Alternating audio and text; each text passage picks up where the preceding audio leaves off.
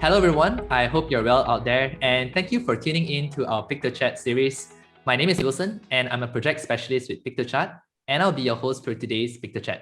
Piktochart is a series of conversation with leaders and entrepreneurs who share their knowledge and experience in using Piktochart.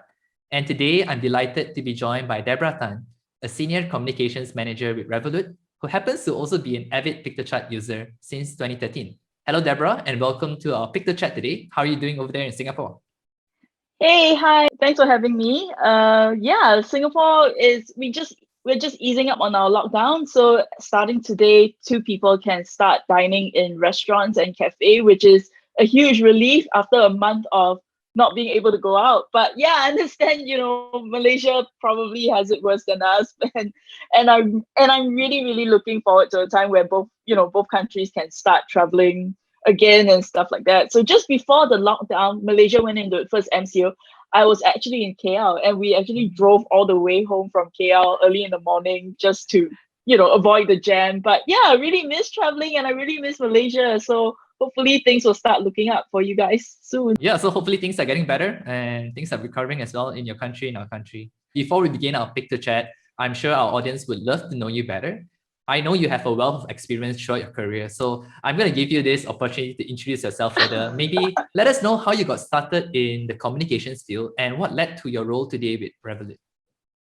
Okay, so I think once I graduated, I kind of stumbled into magazine publishing. I was one of those people who graduated and didn't know what to do with their lives, right? So I thought, okay, since I was reading, I was an avid reader of Clio magazine. I decided, oh, let's find out if they were looking for interns. So I applied to be an intern, and then I got offered a job as editorial assistant after my internship.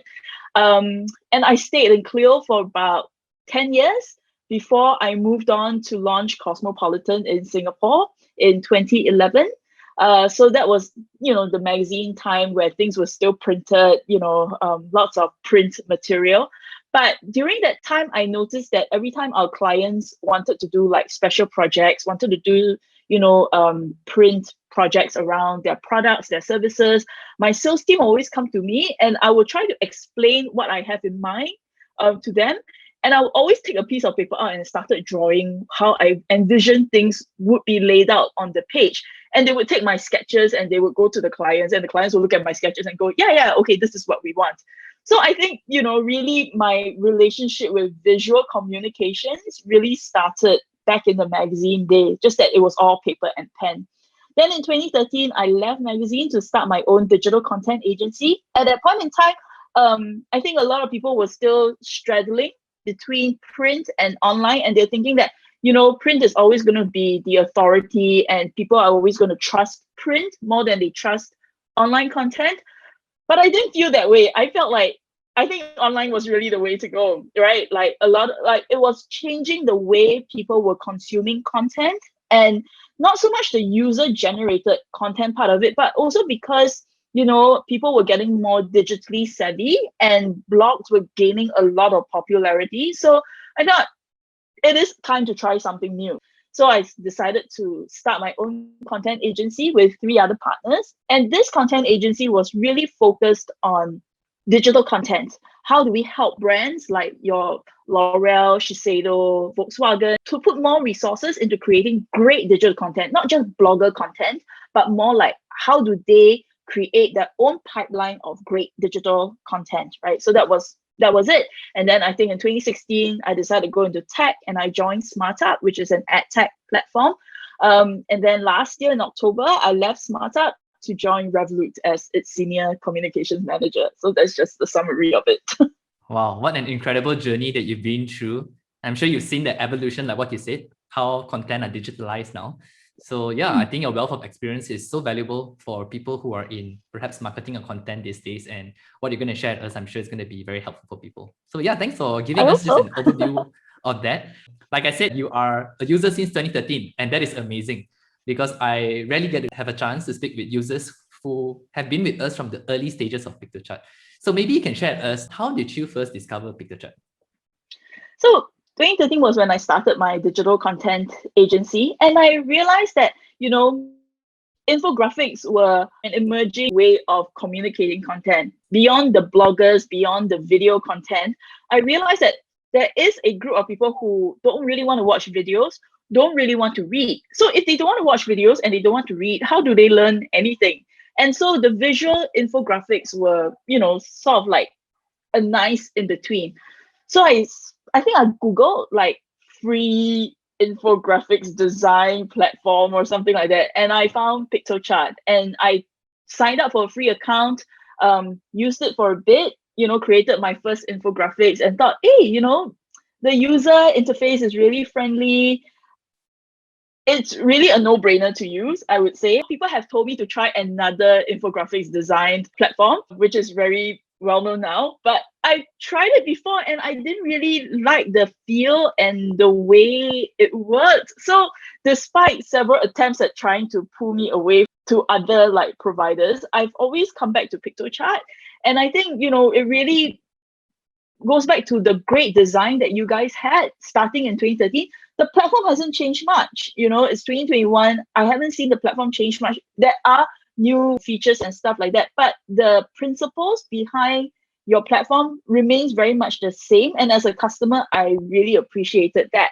So yeah, I discovered Piktochart by chance, started using it and started to create some infographics on it. And I used it to pitch to certain clients of mine, like, hey, you know what, guys? If you want to explain how your skincare moisturizer works, maybe infographics is really much more powerful than just a 1,000-word blog post. So that was how I got started with Piktochart. Thank you for your support throughout all these years. I really appreciate hearing your feedback and really glad to know. I'm sure our team would find it an encouragement to know that customers have been using us over the years and they really appreciate the design that we have. So thank you for your support. Really appreciate it. In relation to that, since you have been doing visual communication, I'm curious to know, why is visual communication so important for your role? To really go back to a really old saying, right? A picture paints 1,000 words. I think, reading is one thing, but for certain stuff, you just can't stick to reading. And I'm a writer first and foremost. And even I find that words have limitations, right? When it comes to designing an infographics, explaining the way things work, or explaining a certain concept like what exactly is money laundering, the 3 stages of money laundering, I could write that into a 1,000-word article, right? But nobody's going to want to read that. But if I kind of design it into an infographic showing 3 stages of money laundering, and then, making the words pop using colors, using fonts and things like that, it's going to capture your audience imagination and attention so much better. So yeah, I really feel like this is why visual communication is so important. It's not because you're a designer, but because if you're aiming to tell a story and you're aiming to tell it well, then definitely visual communication is something that you need to learn to master sometime soon. So that's why I really feel like visual communication is so important. Yeah, and I love the fact that you mentioned that it helps to capture the imagination and the attention of your audience. And I think, yeah, visual does that so well. And based on your experience of being in content for many years, I think you also see how visual has played a big part in that, especially in this time and age where everyone is more of a visual learner.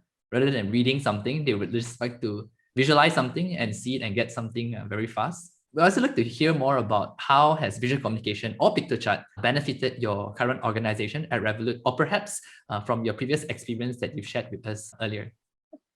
Yeah, so I think it would really have to be, during our content agency days, taking some of these infographics that I've done to our clients and showing them that it's not just a tech brand or a tech product that requires a visual accompaniment, but if you are selling a lipstick, you are selling moisturizers, or even if, let's say, for instance, you are Volkswagen and you want to show how people can travel from Singapore all the way to Ipoh to get delicious food along the way, that kind of thing.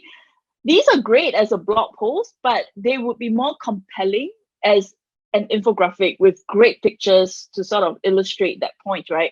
So I would say that how Piktochart has benefited my company was our ability to put a story and the words behind the story into pictures and into an illustrative form of that story.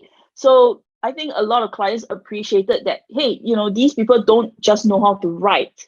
They actually know how to convey the idea, convey the message, and they can do it through a variety of medium, not just words. So that was how we got our start, I would say, with many, many clients. In my last startup at SmartUp, which was an ad tech platform, we used Piktochart to make topics like money laundering, insurance, digital identity, things like that, more interesting. So whenever we talk about, we're creating content for financial institutions, a lot of people would automatically think, it's going to be a black and white PDF document with some icons at the side, which is so boring, right?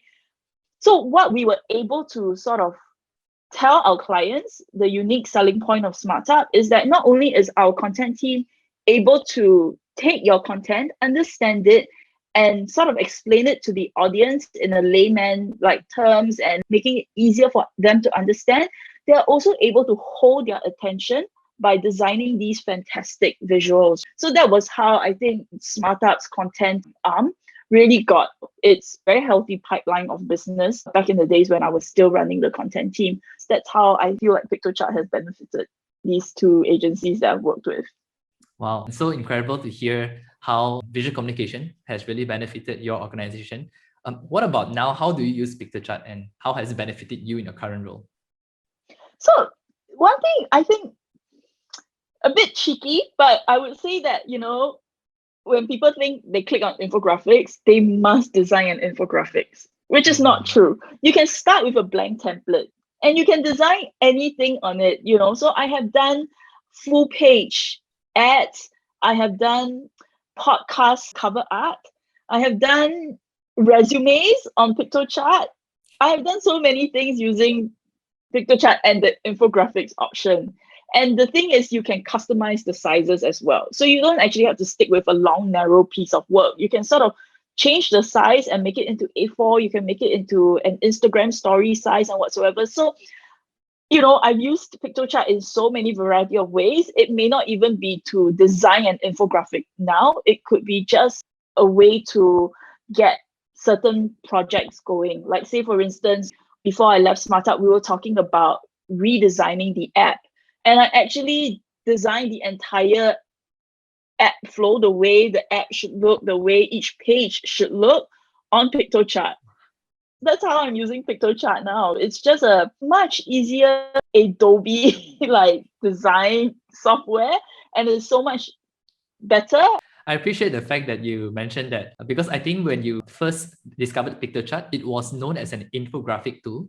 But over the years, we have also redefined Piktochart to make it feel more like a visual tool. So you can use it, like what you said, for other purposes as well, social media, resume, and that's where we hope to continue to serve our customers in that area. Yeah, so thanks so much for mentioning that. You've created a lot of designs on Piktochart, I'm sure. If you could narrow it down to your favorite design, one of your most proudest creation with Piktochart, what would that be? I think I saw that question and I looked through my entire library of Piktochart all the way dating back to 2013, right? And I would say that it would be one of my earliest infographics, although they're not as sophisticated as the newer works. I think one thing I could never forget is that sense of satisfaction that I got by putting this new skill to work and to make money for me, that kind of stuff. So it was doubly rewarding in that way. I think having spent more than 10 years as a writer, primarily my experience would be just writing. So I don't actually have much design background, but having discovered Piktochart kind of like unlocked this designer in me as well. Hey, it's not that difficult to design a full page ad. It's not that difficult to design e-magazine by myself. May not be the best looking thing, may not be award winning. They may still pale in comparison to what a professional designer can actually do with a professional publishing tool, so to say. But it's made things so much easier and it's made me more independent as a content creator as well. So I'm no longer beholden to a designer to get work done. And when I want to get certain things done and I know that a designer isn't available to help me with it, I'm able to sort of get it out using Piktochart. So that was extremely helpful in the days when I was in SmartUp, which was a startup still, right? And we were still very lean on resources. And sometimes we get calls from conferences or panels that we are participating in and say, hey, you know what, we can do a one-page ad in our pamphlet for you guys. Can you send me the artwork by this afternoon? We don't have the money or the resources to get that artwork done by the afternoon. So what do? I fire up Piktochart, I get the dimensions, and then I sort of do what I can with it, right? So I think that's really made it so much more satisfying and so much more meaningful in my experience with Piktochart. I'm so glad to hear that Piktochart helped to unlock, the designer in you. And I think all of us have that in us. And we really want Piktochart to be a tool that empowers people to be able to, in the earlier days, we always say we want to make information beautiful. That was the tagline of Piktochart. It's still the same thing that we hold on to today. Now, this is one of my favorite questions that I love to ask our customers, because we want to give you the opportunity to share perhaps your 3 most important visual communication tips with our audience today. So if you could do that, what would that be? Well, the first is to have a story laid out in your mind. So, just because you're working on a visual piece of work, it doesn't mean that it should be lacking a flow.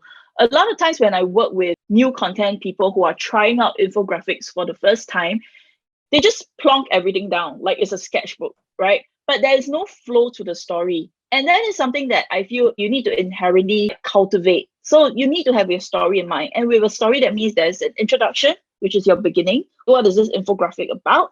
The main content itself. What is this information that you're trying so hard to convey to your audience?